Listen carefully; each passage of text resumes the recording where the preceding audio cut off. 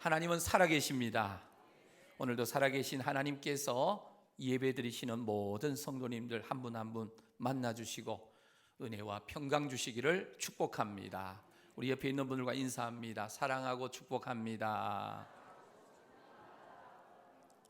세계적인 팝스타이자 영화 배우 가운데 마일리 사이러스라는 사람이 있습니다. 그는 수없이 많은 이 콘서트를 하면서 자선 기금을 모으고 그 기금으로 천재지변과 질병의 피해자나 고아나 또 소외된 어린아이들, 심지어 동물 보호에 앞장서는 일에도 지원하는 그런 좋은 일을 하는 사람입니다. 그런데 이 사이러스의 인터뷰 내용을 보면 우리가 가지고 있는 성관념과 사회적 정의의 개념과는 완전 다른 것을 보게 됩니다. 사이러스의 인터뷰 내용 중에 성적 대상으로 동물만이 아니고, 이 동물도 성적 대상이에요. 성인이면 누구라도 괜찮다. 합법적인 관계라면 모두 열려 있다. 남자도 여자도 관계가 없다. 여러분 괜찮습니까? 다양한 사람들과 만나고 결혼하고 이혼하고를 반복합니다.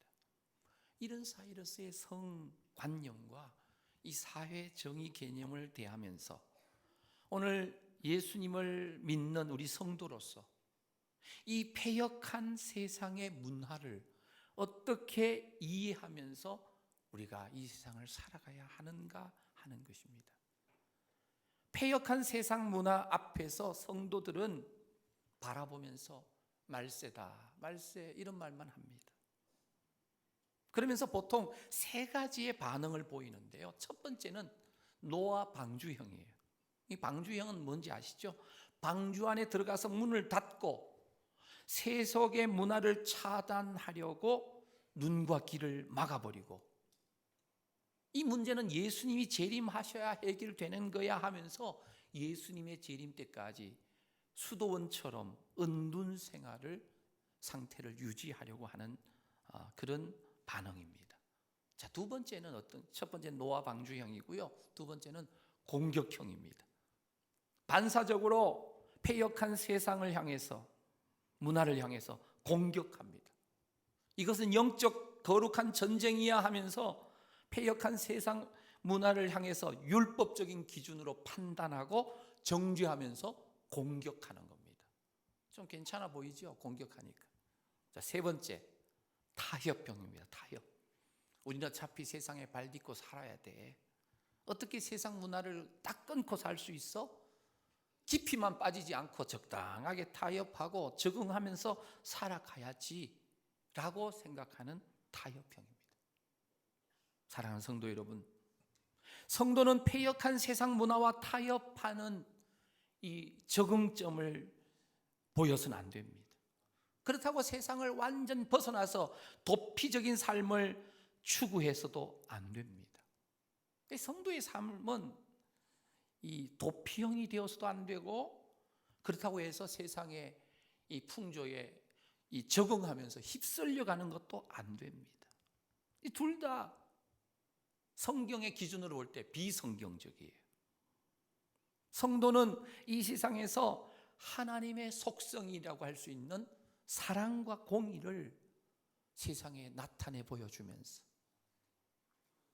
믿음으로, 마음으로 주님을 사랑하며 살도록 우리가 부름을 받았습니다. 여러분, 다니엘서에서는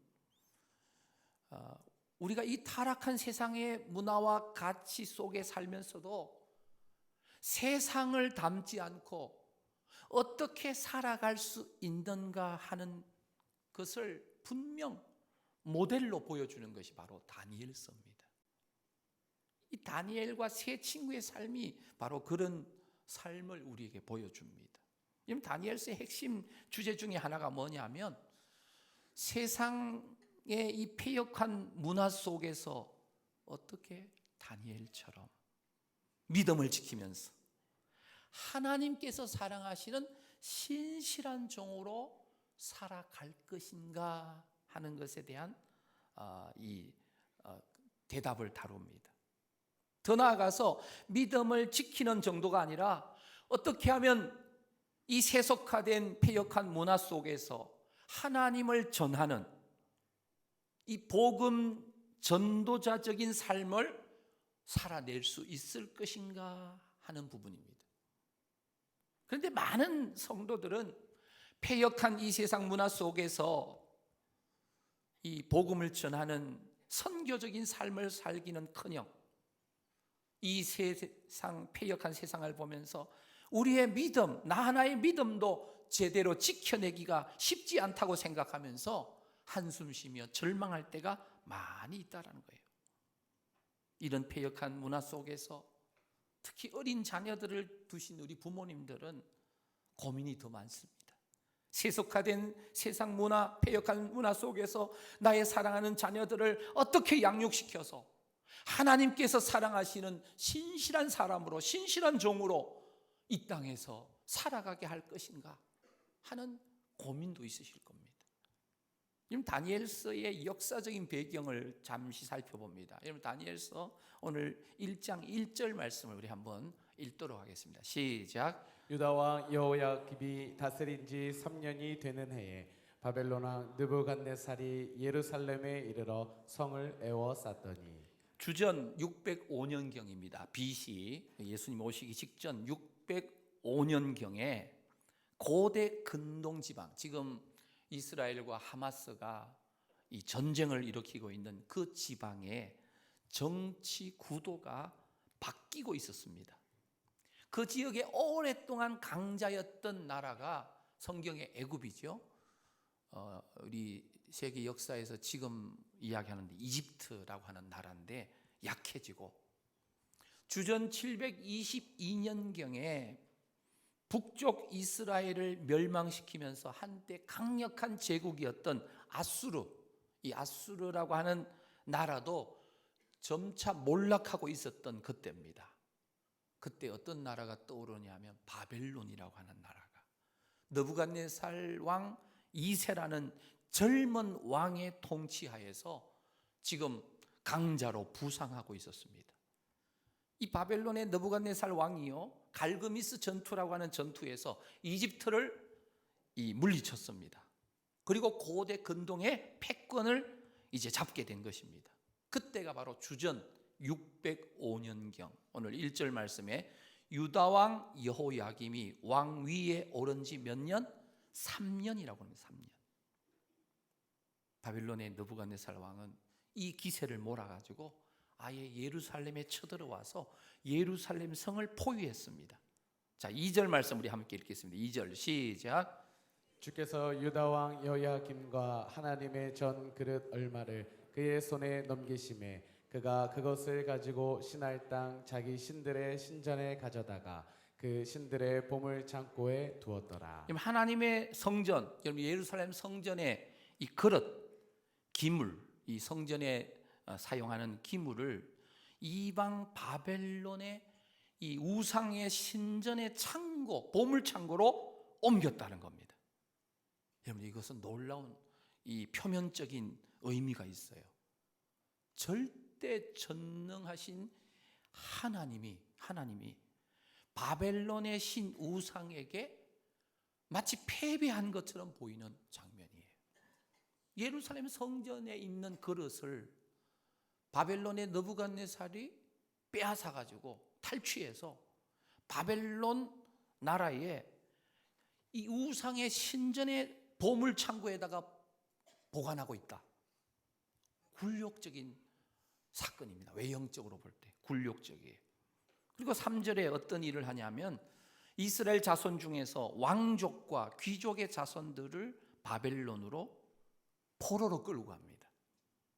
이것이 바벨론 1차 포로로 잡아간 그러한 때입니다.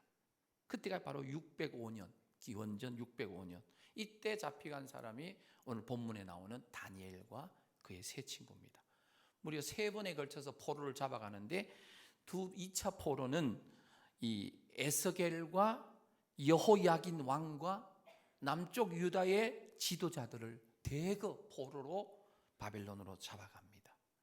그리고 바벨론의 3차 포로는 언제냐면 기원전 587년, 학자들에 따라서 586년이라 그러기도 합니다만은 어쨌든 유다의 마지막 시드기야 왕을 잡아가지고 두 눈을 뽑아가지고 묶어가지고 포로로 잡아갑니다.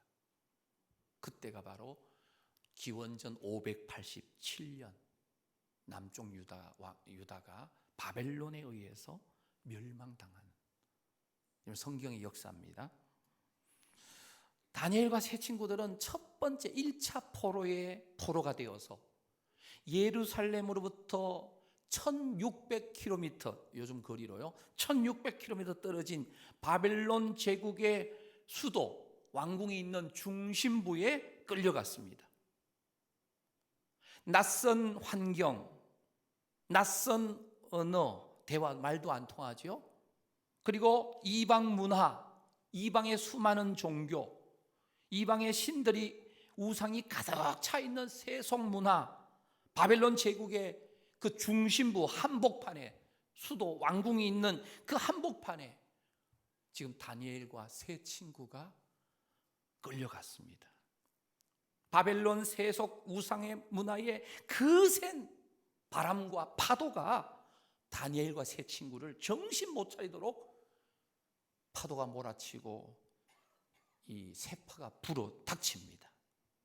이 느부갓네살 왕은요, 하나님의 거룩한 자녀들의 그 모습을 완전 제거해버리고 바벨론 우상 문화의 자녀가 되도록 완전 세뇌시키려고 세 가지를 명령합니다. 그게 오늘 1장 4절부터 7절에 나오는데 갈대아 사람의 언어와 학문을 가르치도록 합니다. 그 당시에 언어는, 바벨론의 언어는 수메르어와 아카드어와 아람어가 있었는데 그 당시 학문과 역사, 점성학, 수학, 의학, 종교, 이 바벨론 신들이 많이 있는데 이 바벨론의 종교도 배우고, 바벨론의 주신은 말뚝신입니다. 이름이 이상하죠. 마르둑인데 그걸 줄이면 말뚝신이에요. 말뚝신. 이 말뚝신을 상징하는 그 상징물이 뭐냐면 용입니다. 용. 성경에 용 그러면 뭡니까? 사단을 상징해요. 그리고 성경에 바벨론이라는 단어가 나오면 하나님에 대해서 대항하는, 대적하는 모든 나라, 모든 세력을 바벨론이라는 이름으로 이렇게 표현합니다. 자, 그 중심부에 하나님을 경외하는 신앙을 가졌던 다니엘과 그의 세 친구가 포로로 잡혀온 거예요.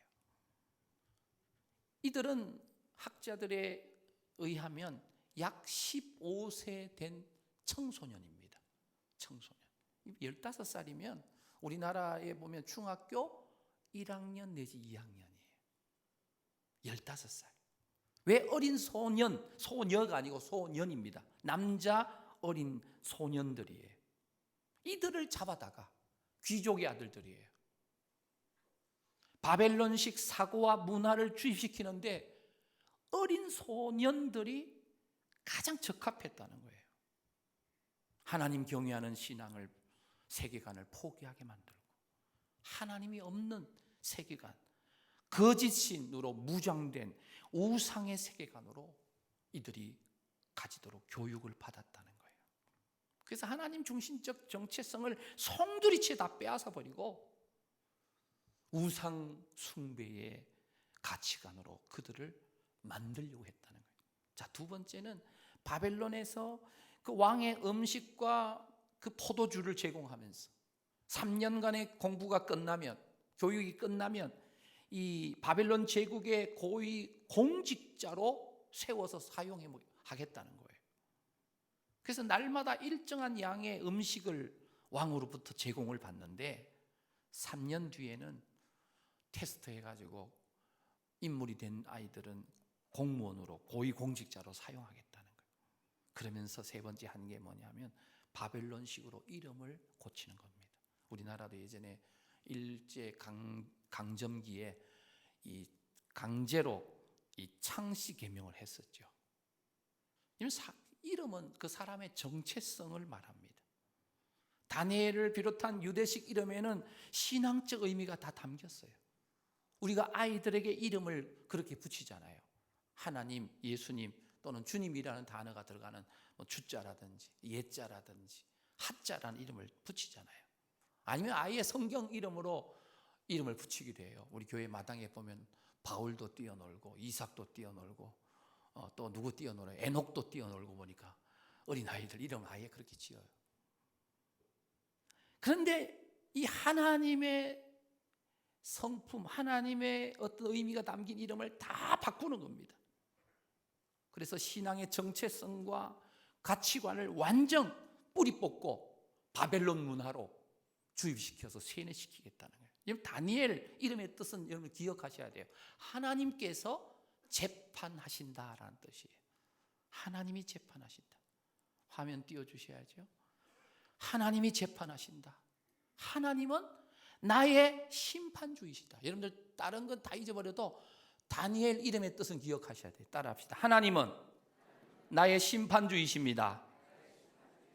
다니엘 이름 뜻 자체가 하나님이 재판하신다. 하나님이 판단하신다. 하나님은 나의 심판주님이시다.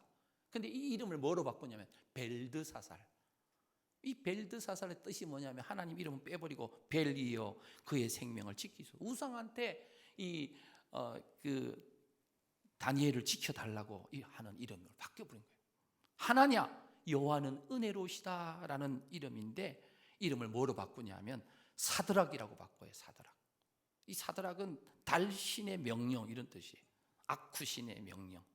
미사엘 하나님과 같은 자 누구냐 이런 뜻이었는데 이름을 바벨론식 이름은 메삭입니다. 누가 아쿠와 같으리요 달신과 같으리요 아사랴 여호와가 도우셨다. 그런데 바벨론식 이름은 아벳느고예요. 말뚝의 아들, 종 이런 뜻이에요. 여러분 이 계명하는 핵심이 뭐냐면 하나님을 경외하는 그 가치관을 완전 제거하겠다는 거예요. 그리고 바벨론에서 어떤 소년을 잡아오라고 했냐면 귀족 가정의 자녀 중에 흠이 없는 남자 소년들을 잡아오라고 했어요. 왜 여자 소녀들은 잡으면 안 되느냐? 여기에 바벨론의 음흉함이 들어있어요. 그들을 환관장, 이 환관장은 뭐냐면 내시를 말해요. 내시의 지도로 훈련을 받고 교육을 받게 했어요. 사랑하는 성도 여러분, 제가 더 설명하지 않을게요. 정체성을 흔드는 바벨론식 교육, 이게 뭐냐? 오늘 21세기의 오늘날에도 우리 주변에서 이루어지고 있다는 거예요. 포스트 모더니즘의 사상에다가 이 막스주의를 접목해서 네오 마르크스주의가 절대 진리와 절대 선을 부인합니다. 다시 말하면 전능하신 하나님을 부인하고 선전과 선동을 통해서 이 절대 진리를 배격하면서 이 세상을 뒤엉키도록 만드는 바벨론 자체가 이 혼돈의 세상이에요. 혼돈의 세상. 절대 진리가 없는. 오늘 이 세상이요. 절대 진리자이신 하나님을 인정하지 않으려고 하죠. 하나님 믿는 사람들을 조롱하는 시대예요. 뿐만 아니라 남자와 여자의 1대1의 결혼을 통해 이루어지는 가정을 무시하고 이제는 남자, 여자. 하나님께서 창조하실 때 만드셨던 남자와 여자의 결혼을 다 무너뜨리고 이제는 하나님이 말씀하신 성과 가정을, 정의를 다 무너뜨리는 거예요. 바벨론식 엘리트 교육의 총합이 뭐냐 하면 한마디로 요약하면 우리에게 하나님이 없다라고 속이면서 가르치는 거예요. 왜냐하면 세상 학문이 거의가 하나님을 인정하지 않는 문화 속에서 우리 자녀들이 학교에서 배워요. 그러나 우리는 분명히 믿습니다. 전능하신 하나님 살아계시는 줄로 믿습니다. 아멘 소리 약하네요. 제가 살살하니 그렇죠? 전능하신 하나님은 분명히 살아계시는 줄로 믿습니다. 우리 자녀들에게 이것을 확실하게 심어주셔야 돼요. 사랑하는 성도 여러분, 지금 이 시대는 바벨론의 거센 세속적 물결을 맞이하고 있습니다. 어떻게 하나님께서 살아계시다면 이런 일이 벌어질 수 있는가? 하나님께서 정말 살아계신다면 왜 지금 이 순간에도 우크라이나와 러시아와 전쟁을 하고 또 성경의 배경이 되었던 예루살렘에 이스라엘의 하마스와의 전쟁이 일어나서 수많은 무고한 생명이 목숨을 잃도록 하나님이 내버려 두실 수가 있는가? 바벨론에게 남쪽 유다 예루살렘이 멸망할 당시에 유대인들이 이렇게 말했어요. 우리가 하나님의 선민인데 하나님께서 선택하고 하나님을 섬기고 하나님의 성전이 있는 예루살렘이 우리에게 있는데 어찌 우리가 바벨론 느부갓네살 왕에게 망할 수 있단 말인가? 그들은 이해를 하지 못했던 거예요. 분명히 하나님께 예배하고 하나님을 섬기면 이 세상에서 모든 삶의 정황에서 이기고 형통해야 되는데, 그리고 나서 하나님이 하셨습니다 하면서 하나님께 영광을 돌려드려야 되는데, 하나님을 섬긴다는 예루살렘이, 유다 민족이 바벨론 느부갓네살 왕에게 비참하게 이렇게 패배하는 모습을 보고 그들은 이해할 수가 없었어요. 근데 기억하십시오. 분명히 하나님께서 이 모든 일을 주관하고 계시는 것을 믿습니다. 여러분 2절 말씀에 그 내용이 나와요. 여러분 2절을 보시면 시작을 어떻게 해요? 첫째 단어가 뭐죠? 주께서라는 단어예요. 주께서. 이 주께서라는 단어가요, 원문에 아도나이라고 되어 있어요. 아도나이. 대부분의 하나님의 표현은 엘로힘이라는 단어를 쓰는데 아도나이라는 단어를 쓴 이유가 뭐냐면, 아도나이는 언제 사용하는 단어냐면 강력한 통치와 강력한 하나님의 주권을 이야기할 때 아도나이라는 단어를 사용합니다. 한 제국이 무너지고 새로운 제국이 세워지는 것, 절대적으로 하나님의 통치와 하나님의 주권에 달려있는 줄로 믿습니다. 그래서 2절에 보면 주께서 유다왕 여호야김과 하나님의 전 그릇 얼마를 누구 손에? 그의 손, 누구 손입니까? 느부갓네살의 손에 넘기셨대요. 하나님께서 힘이 없으셔가지고 느부갓네살 왕에게 넘기신 게 아니라는 거예요. 예루살렘이 멸망한 것은 하나님께서 능력이 부족해서 멸망당하도록 내버려 두신 게 아니에요. 바벨론 군대가 너무 강해서가 아니라는 거예요. 전적으로 하나님의 뜻과 하나님의 섭리와 하나님의 주권 가운데 일어난 일이 주께서 그의 손에 넘기심에 이 표현이에요. 나라의 흥망성쇠, 개인의 생사화복, 모든 것이 하나님, 전능하신 하나님의 주권 속에 달려있음을 믿으시기를 바랍니다. 성경에요 5대 제국이 나와요. 애굽은 제국으로 이야기하지 않고 성경에 나오는 5대 제국이, 첫 번째 제국이 뭐냐면 바로 이 아수르라고 하는 제국이에요. 아수르, 아시리아 이렇게 이야기하는데 아수르. 두 번째 제국이 바벨론 제국이에요. 세 번째가 성경에는 바사 이래 나오는데 이 세계사에서는 페르시아라고 말합니다. 그리고 네 번째가 헬라 제국입니다. 헬라. 그리고 마지막 제국이, 성경에 나오는 제국이 로마 제국이에요. 로마 제국. 자, 이 5개 제국이 하나님의 역사의 주권자 되시는 하나님에 의해서 아수르가 무너지고 바벨론이 등장하고, 바벨론이 무너지고 페르시아가 등장하고, 페르시아가 무너지고 헬라가 등장하고, 또 헬라가 무너지고 로마가 등장하는 거예요. 역사의 주권이 오직 하나님께 달려 있었다는 거예요. 사랑하는 성도 여러분, 오늘 우리가 이 땅에 살면서요, 뭐 중리 사니 불경기 가운데 막 힘들게 어렵게 지금 살아가고 있잖아요. 살려고 바동바동하지 말고요, 전능하신 하나님의 손에 인간의 생사복과 모든 나라의 흥망성쇠가 달려있음을 믿고 하나님의 말씀을 기초로 하나님의 절대 주권을 선포하시는 우리 성도님들 모두가 되시기를 축복합니다. 우리가 살고 있는 이 세상이 왜 점점 악해져 가고 세속화되어 갈까요? 우리의 죄악 때문이에요. 우상숭배 때문에. 아니, 나는 예수님 믿는데요, 하나님 믿는데, 아니요, 하나님보다 더 사랑하는 것 다 우상입니다. 물질을 숭배하고 쾌락을 쫓아가고 성공 제일주의를 쫓아가고 가난하고 불쌍한 자들을 구제하지 않고 무관심하고, 그래서 하나님께서 넘겨주셨다는 거예요. 바벨론에 의해서 유대가, 예루살렘이 멸망하는 것, 하나님께서 모른 채 일어나는 일이 아니라 하나님의 주권 가운데서 일어났다는 거예요. 바벨론 같은 세속 문화 속에 살아가는 우리들에게 하나님께서 이 시간 먼저 요구하는 것이 뭐냐면 진정한 회개입니다. 회개.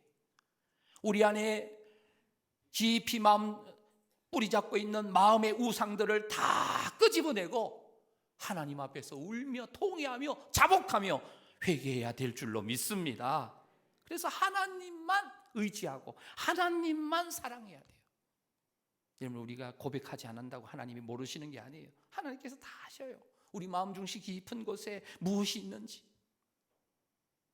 하나님의 백성들, 유대 백성들 죄 때문에 100년 이상 선지자들을 통하여서 회개를 외쳤지만 그 회개의 소리를 귀담아 듣지 않고 흘려버렸어요. 그래서 포로로 예루살렘을 무너뜨리신 거예요.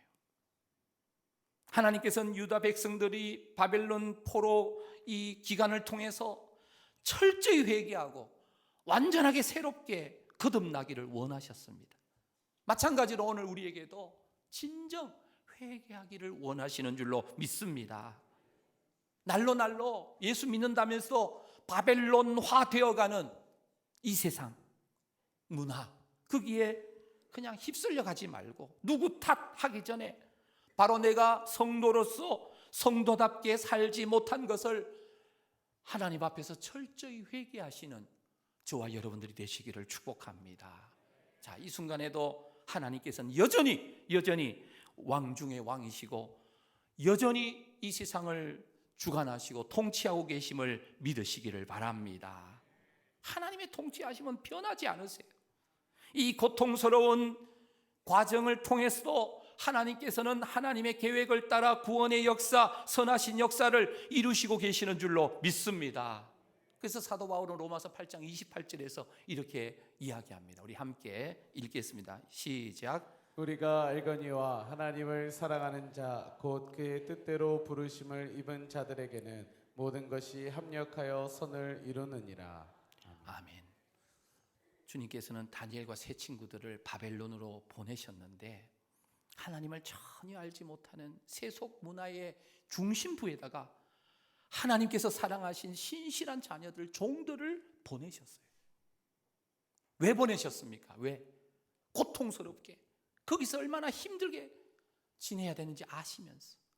그런데 하나님께서는 하나님을 사랑하는 자, 곧 그 뜻대로 부르심을 입은 모든 사람들에게는 포로로 잡혀가 있는 그 모든 과정을 통해서도 합력하여 뭘 이루신다고요? 선을 이루시는 줄로 믿습니다. 오늘 우리가 얼마나 삶의 현장에 고통 속에 있다 할지라도 이 고통의 순간은 하나님의 섭리 속에 지나가게 될 줄로 믿습니다. 그래서 다니엘과 세 친구를 바벨론의 그 패역한 문화 속 중심부로 보내셨는데 무엇으로 보냈냐면 오늘 용어로 표현하면 복음 전도자로, 선교사로 보내셨다라는 거예요. 그곳에서 패역한 문화의 중심부에서 하나님은 살아계십니다라고 선포하는 삶을 살라고 다니엘과 세 친구들 그 힘든 패역한 바벨론 문화 그 중심부에다가 보내셨다는 거예요. 사랑하는 성도 여러분, 주변에 믿지 않는 사람들이 우리 성도님들 주변에 많이 있다면 나를 그 믿지 않는 사람들이 많은 이곳에 복음 전도자로, 선교사로 보낸 줄로 믿으시기를 바랍니다. 결혼을 했는데 배우자는 그래도 예수 믿는데 그 가정, 시댁이든 아니면 이 처갓집이든 예수 믿지 않는 분들이 많다면 나를 통해서 이 가문을 다 복음화 시키려고 나를 이곳으로 시집 보내고 장가 보내셨구나, 이렇게 우리가 깨달으면 되는 거예요. 직장에 취직을 했는데 어떻게 우리 직장에는 예수 믿는 사람들이 나밖에 없어? 그러면 그곳에 선교사로 보낸 줄로 믿으시기를 바랍니다. 문제는요, 그 바벨론과 같은 그 직장, 바벨론과 같은 그 시댁, 바벨론과 같은 그 처가댁이요, 나 혼자의 힘으로 거기서 이겨낼 재간이 없어요. 바벨론의 문화를 내 힘으로는 절대 바벨론의 패역한 문화 속에서 살아남을 방법이 없어요. 그런데 누가 나와 함께 하십니까? 아도나이, 주님께서, 전능하신 하나님께서 우리와 함께 하시는 줄로 믿습니다. 아도나이 주님께서 여전히 세상을 주관하시고 통치하고 계시니까 오늘 우리가 믿음으로 가면 반드시 승리의 역사를 경험하게 될 줄로 믿습니다. 성령님께서 아예 우리 속에 오셔서 내주하시고 동거하시고 동행해 주시고 동력하여 주시니까 패역한 문화 속에서도 당당하게 하나님께서 살아계시며 일하시는 것을 보여줄 수 있는 줄로 믿습니다. 그래서 다니엘서의 핵심 주제가 사실 이것이에요. 바벨론과 페르시아라고 하는 이방 제국이 통치하는 세상 속에서 여전히 하나님께서는 진정한 왕이시며 주권자이시며 하나님께서 통치하신다라는 것을 알려주는 거예요. 하나님의 나라는 결코 파괴되지 않고 무너지지 않고 영원 무궁 지속되는 줄로 믿습니다. 사랑하는 성도 여러분, 삶이 마치 실패와 좌절 속에서 내 삶이 바벨론 포로로 끌려간 것 같이 힘든 상황을 혹시 보내고 계십니까? 먼저 하나님 앞에 회개할 수 있기를 바랍니다. 우상 숭배하고 주님을 사랑하지 못하고 이웃을 사랑하지 못한 그것을 용서하여 주옵소서. 주님보다 더 사랑한 세상의 것이 많습니다. 용서하여 주옵소서. 가난한 자들을 돌보지 못했습니다. 정의롭게 살지 못하고 공정하게 살지 못했습니다. 회개하오니 불쌍히 여겨 주옵소서. 사실 예수님께서 우리가 끌려가야 할 그 포로의 자리에 예수님이 먼저 끌려가셨어요. 로마 병정들의 손에 의하여 옷이 벗겨진 채 채찍에 맞으시고 결국은 우리가 달려야 될 십자가에서 나 대신 십자가에 못 박혀서 돌아가셔서 우리의 죄값을 다 지불하여 주신 줄로 믿습니다. 그래서 우리가 진실로 회개하면 예수 그리스도의 십자가의 그 보혈의 은총, 사죄함의 은총이 우리 모두에게 임하는 줄로 믿습니다. 그러나 끝까지 회개하지 않고 고집 피우면 심판을 면하지 못할 수가 있습니다. 여러분, 다니엘과 세 친구는 바벨론 이 국립 왕립 학교, 다시 말하면 지도자를 키우는 이 교육 과정인 이 학교에 이들이 입학을 했는데, 사실 다니엘과 세 친구가 우리가 생각할 때는 그 바벨론 문화에 동화되지 않았다, 학교에도 가지 않고 그냥 자기들끼리 있었다, 이게 아니죠. 철저히 세상 바벨론 학교에 입학하고 그곳에서 적극적으로 학업에 참여합니다. 그런데 이 장면을 보면서 이런 질문하는 분들이 있어요. 믿는 사람들이 세상 학교에 입학하고 또 나중에 세속의 그 왕을 위해서 이렇게 다니엘처럼 일하는 것도 괜찮습니까? 이렇게 질문하죠.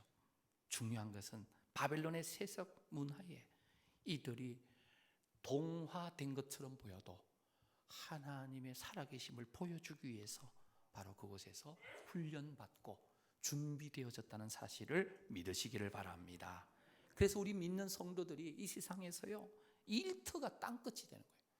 요즘은 세계의 땅끝에 있는 수많은 외국인 근로자들이 우리 대한민국 땅으로 몰려와 있어요. 웬만한 직장에 가면 외국인 근로자들이 다 와 있어요. 이제는 그 외국인들을 전도하기 위해서 선교지 먼 나라 가지 않아도 제 발로 들어와 있는 외국인 근로자들을 의도적으로 하나님 말씀으로 사랑하고 위로하고 격려하고 하나님의 살아계심의 삶을 다니엘의 세 친구처럼 보여준다면 그 이슬람 또는 힌두교, 불교 문화권에 있고 우상 문화권에 있던 그 외국인 근로자들이 예수를 믿는 역사도 일어나게 될 줄로 믿습니다. 그래서 주님과 함께 동거하고 동행하고 동력하면서 이 복음의 역사를 우리가 이 패역한 세상 문화 속에서 계속해서 전해야 된다는 거예요. 만약 다니엘과 세 친구들이 바벨론 문화와 삶을 거부했다면 바벨론 사람들은 하나님을 알게 되는 기회가 사라지게 됐을 겁니다. 그런데 여러분들, 이 다니엘의 그 섬김과 세 친구의 섬김 때문에 이 이방의 왕들이 하나님을 막 찬양하고 있는 장면이에요. 다니엘서 3장에 보면 왕의 신상에 절하지 않았다고 세 친구가 7배나 뜨거운 풀무불 속에 들어갔잖아요. 형벌을 받았어요. 불타 죽었습니까? 아니죠. 머리털 하나도 걸리지 않았대요. 하나님께서 역사하신 줄로 믿습니다. 3명을 던졌는데 그 안에 몇 명이 있더라고요? 4명이 있었다는 거예요. 한 명은 신의 아들과 같다. 누굴까요? 구약에 등장하는 예수 그리스도이신 줄로 믿습니다.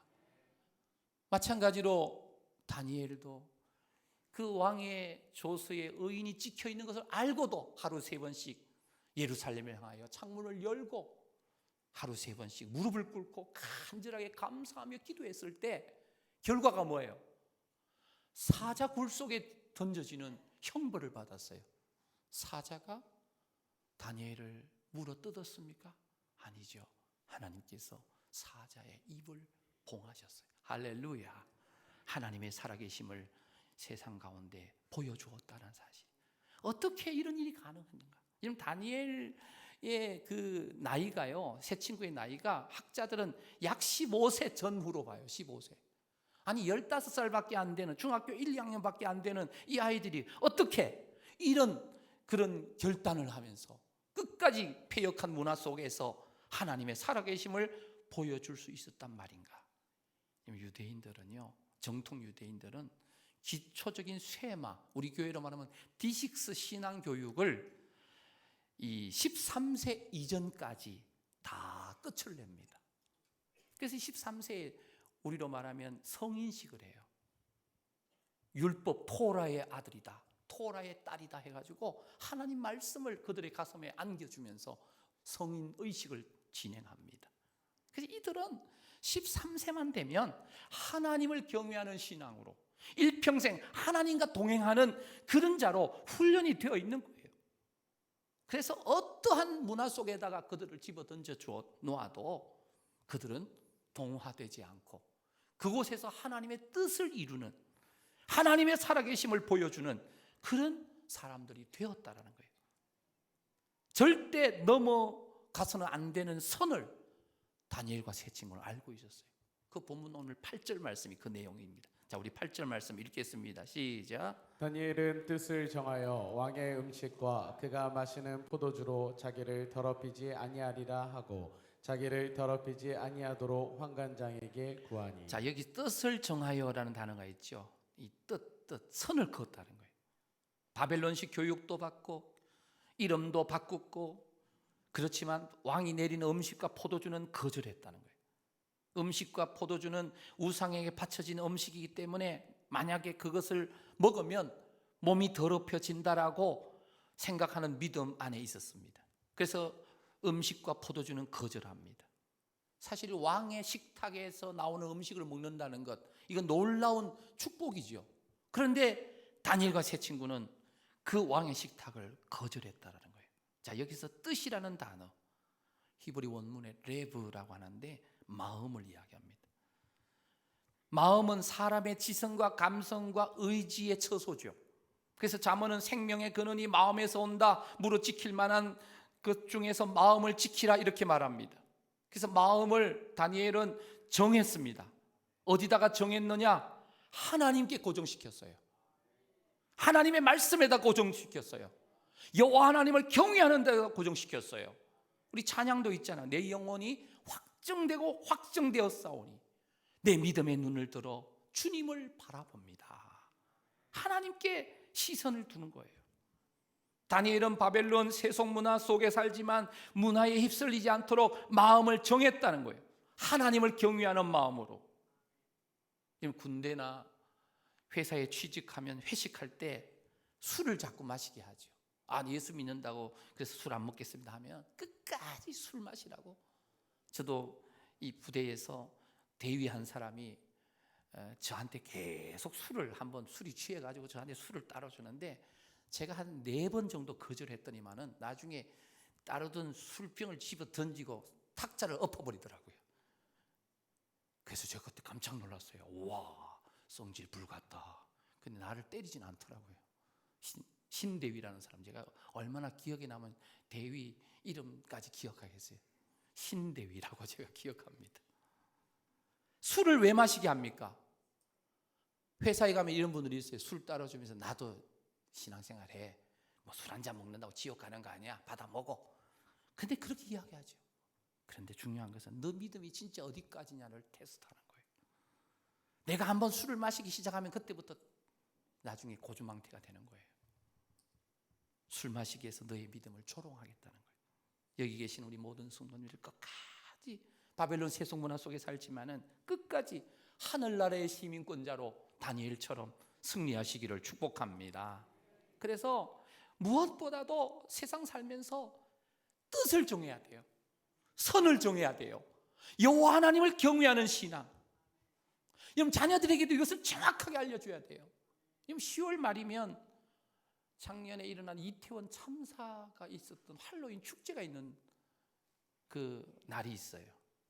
귀신 복장을 하고 그냥 뭐 이태원 거리에 놀러 갔다가 영문도 모른 채 골목에서 수많은 청년들이, 젊은이들이 안타깝게 목숨을 잃었어요. 여러분 가야 될 곳과 가지 말아야 할 곳 선이 있어요. 선이 있어요. 여러분 자녀들은 하나님의 말씀에 기초하여 선을 그어주시기를 바랍니다. 이번에 보니까 우리 청년부와 중고등부가 10월 마지막 주에 교회에서 이 할로윈 축제에 맞추어 가지고 아마 찬양 축제를 하면서 교회 안에서 그렇게 하겠다고 우리 청년들이 계획하고 기도하고 있는 것 같아요. 여러분 격려해 주시기 바랍니다. 얼마나 예쁜지 몰라요. 얼마나 아름다운지 몰라요. 세상 문화에 동화되지 않고 교회 안에서 할로윈 축제에 맞춰 가지고 교회 안에서는 할렐루야 주님을 찬양하겠다고 하는 이 축제를 기획하고 있는 것, 아마 예산도 제대로 없는 것 같아요. 여러분들 격려해 주시고 기도해 주시고 함께 동참해 주시기를 부탁합니다. 사실 다니엘이 끝까지 왕의 음식 포도주를 거절하면 죽을 수도 있었어요. 그런데 하나님께서는 뜻을 정한 그 하나님의 사람들을 모른 채 하지 않으시죠. 오늘 1장 9절 말씀입니다. 하나님이 다니엘로 하여금 환관장에게 뭘 잊게 하셨다고요? 은혜와 긍휼을 얻게 하셨다. 은혜와 긍휼이에요. 믿음을 지키고자 할 그 중심을 보셨다는 거예요. 여기 은혜라는 단어를 헬라어 원문에 보면 헤세드라고 되어 있어요. 여러분 헤세드라는 단어 지난 룻 기서를 통해서 많이 들으셨죠. 이 헤세드라는 은혜는 뭐냐면 하나님의 언약에 신실한 자들에게 하나님께서 베풀어 주시는 하나님의 사랑이에요. 사랑. 하나님을 천적 의지한 다니엘을 하나님께서 책임져 주셨다라는 거예요. 거센 세상의 문화의 물결에 휩쓸리 가지 않도록 신실하게 버티고 서 있는 그 다니엘과 세 친구를 하나님께서는 보호해 주셨다는 거예요. 그래서 15절에 보면 열흘의 시험 뒤에 결과를 보는데 우리 15절 말씀 함께 읽겠습니다. 시작. 열흘 후에 그들의 얼굴이 더욱 아름답고 살이 더욱 윤택하여 왕의 음식을 먹는 다른 소년들보다 더 좋아 보인지라. 자, 여기 보면 얼굴이 더욱 아름답고 윤택하고 더 좋아 보였대요. 아마 하나님께서 성령 수술해 주신 것 같아요. 내면에서도 빛이 나서 그의 얼굴 전체가 아름답게 사랑스럽게 보이게 하셨다는 거예요. 아이들도 사랑을 받으면 얼굴이 달라지죠. 사랑받은 얼굴과 사랑받지 못한 얼굴은 달라요. 하나님께 사랑받은 얼굴은 다니엘과 세 친구처럼 달라지는 줄로 믿습니다. 사람이 만져도 사랑해줘도 달라지는데 전능하신 하나님께서 만지시는데 어떻게 변하지 않을 수 있겠습니까? 폐역하는 문화가 팽배하는 이 시대에 하나님께서 정말 우리 자녀들과 우리 성도님들을 뜨겁게 더욱 사랑해 주시기를 간절히 소망합니다. 자, 이렇게 이 하나님 앞에 신실하게 이들이 나아갔을 때 부어주시는 하나님의 은혜가 있었어요. 17절에 보면 하나님이 이 네 소년에게 학문을 주시고, 여기 주어가 하나님입니다. 하나님이 모든 서적을 깨닫게 하시고 지혜도 주시고 다니엘에게는 특별하게 뭘 주셨냐면 환상과 꿈을 깨달아서 해석할 수 있는 지혜를 주셨다는 거예요. 할렐루야. 왕립학교에 입학했는데 최우수 성적으로 졸업을 한 거예요. 20절에 보면 왕이 그들에게 모든 일을 물었는데 지혜와 총명이 온 나라 박수와 술객보다 몇 배? 10배나 더 나은 줄 알았다는 거예요. 10배. 두세 배도 대단한 건데 10배예요. 타의 추종을 불허한다는 거예요. 하나님의 특별하신 은혜가 바로 이 다니엘과 세 친구에게 있었다는 거예요. 마지막 21절입니다. 우리 함께 읽겠습니다. 시작. 다니엘은 고레스 왕 원년까지 있으니라. 다니엘은 이 고레스 왕 원년까지 왕궁에 머물렀는데 이 고레스 왕은 바벨론 제국을 무너뜨린 페르시아의 왕입니다. 다니엘이 그때까지 왕궁에 있었다면 포로로 잡혀온 이후에 70년을 있었는데 3년 동안은 교육받았고요.